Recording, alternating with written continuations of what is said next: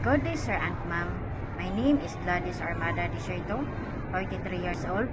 I am a high school graduate. I have one son. He is 17 years old right now. I have an experience for DH, Malaysia, Hong Kong, and Dubai. My work in Malaysia, I take care a newborn baby and 3 years old kid. I do also cleaning the house, washing, ironing, and cooking.